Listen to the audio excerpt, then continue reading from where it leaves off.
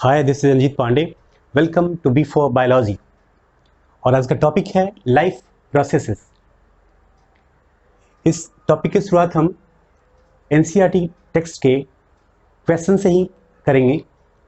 और क्वेश्चन है, how do we tell the differences between what is alive and what is not alive. और अमूमन जो इसके आंसर आते हैं क्लासेस में, उसमें सबसे पहला जो स्थान होता है वो है लोकोमोशन एंड मूवमेंट का। Locomotion and movement.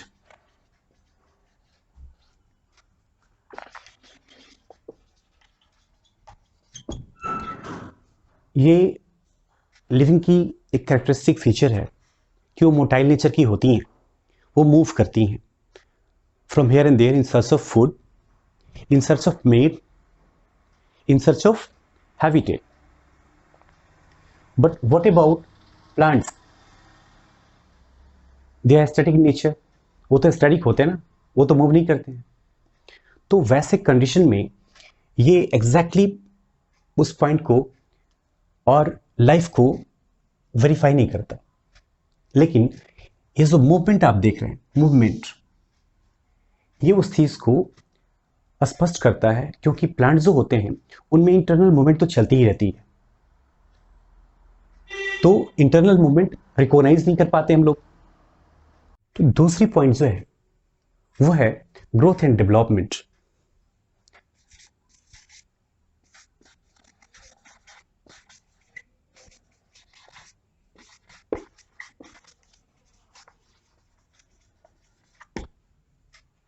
Growth is a permanent increase in the size of an organism.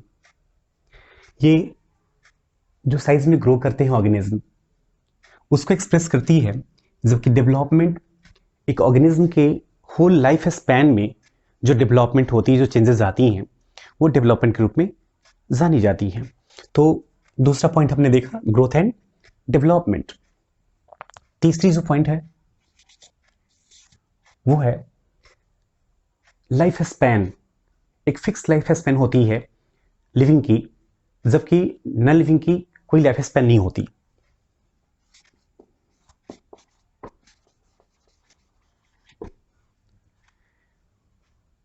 Fourth अगर हम देखें तो आप उसे न्यूट्रिशन कहेंगे। न्यूट्रिशन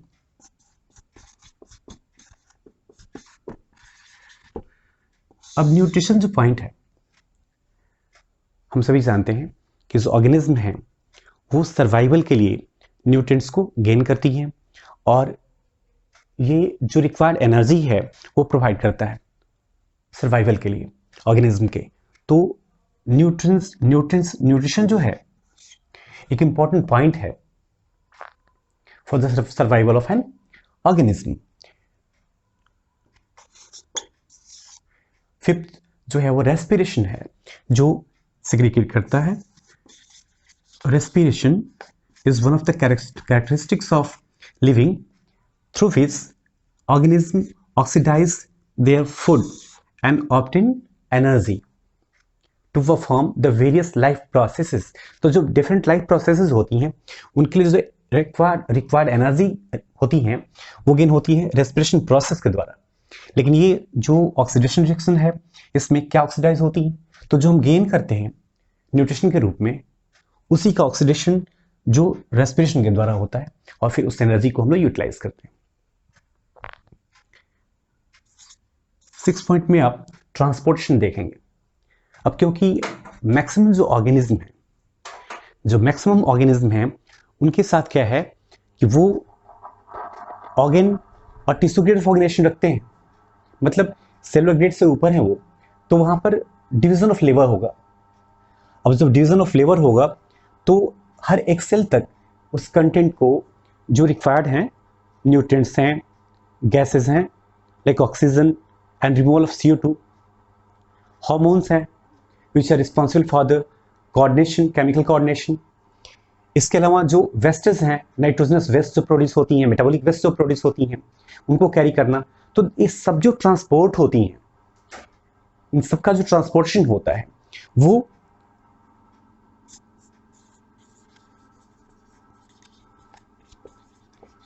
इस हेडिंग के थ्रू होता है। इसे हम सर्कुलेशन भी कंसिडर करते हैं एनिमल्स के केस में।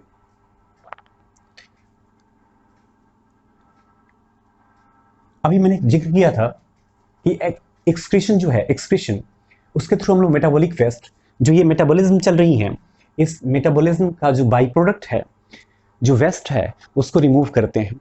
तो जो 7वां पॉइंट हो जाएगा वो हो जाएगा क्या? एक्सक्रीशन। एक्सक्रीशन जिसमें हम मेटाबॉलिक वेस्ट को रिमूव करते हैं।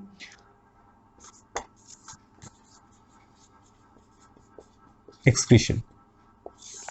तो ये सब कुछ पॉइंट हैं जो कि डिफरेंशिएट करते हैं लिविंग को नॉन लिविंग से।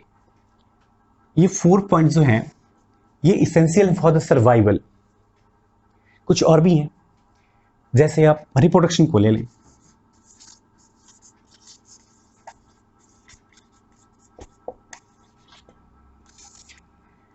अब हमें एनसीईआरटी की जो टेक्स्ट है उसमें रिप्रोडक्शन को अलग से पढ़ना है, जबकि अगला पॉइंट जो है कंट्रोल एंड कोऑर्डिनेशन,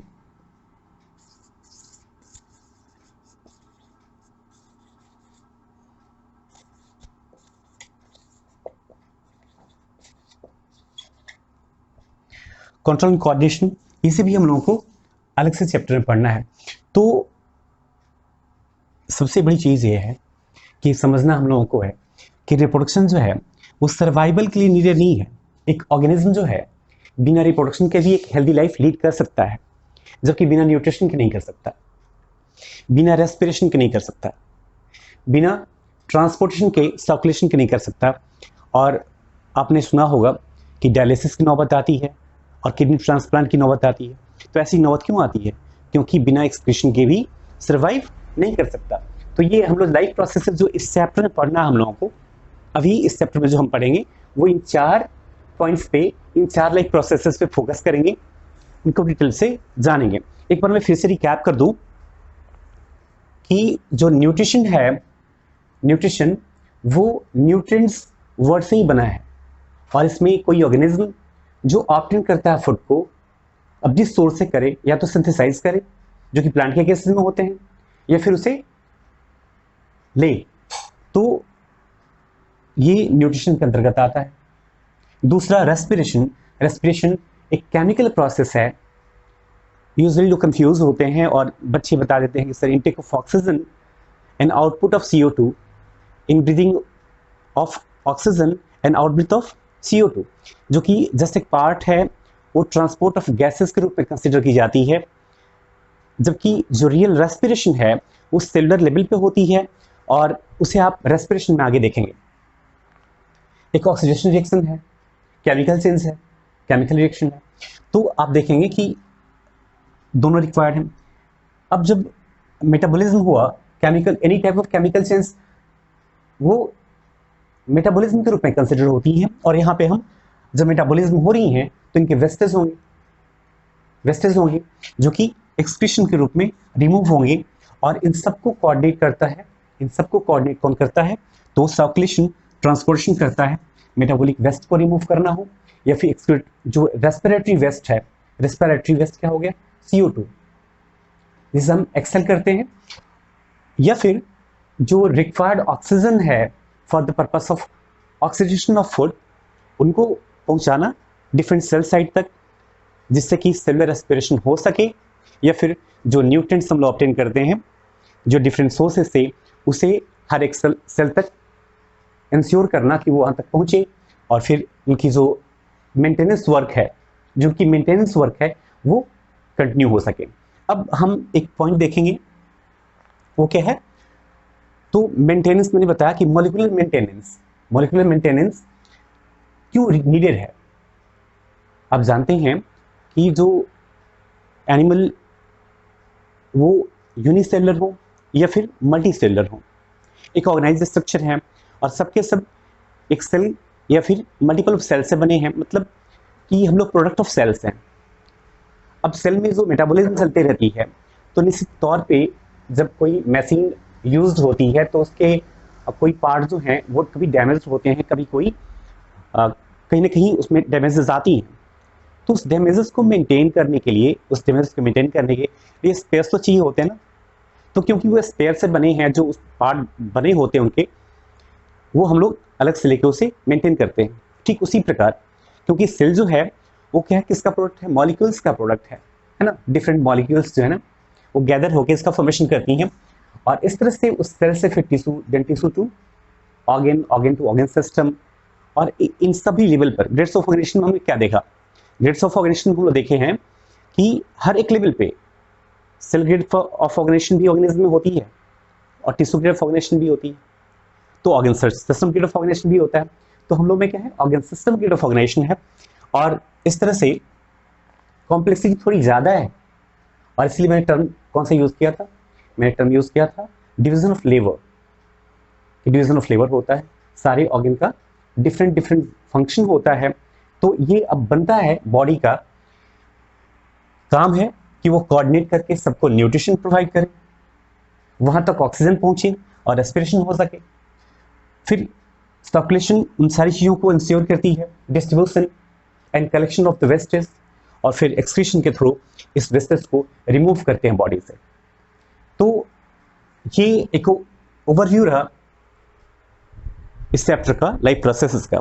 आगे जो फर्दर वीडियोस होंगे उसमें हम लोग इंडिविजुअली एक एक को देखेंगे, क्योंकि लाइफ प्रोसेसेस जो 10th क्लास के लिए है, चैप्टर इसमें 4 ही टॉपिक को फोकस किया है, प्लांट न्यूट्रिशन, एनिमल न्यूट्रिशन, फिर रेस्पिरेशन है दोनों में ही जो हम देखेंगे आगे।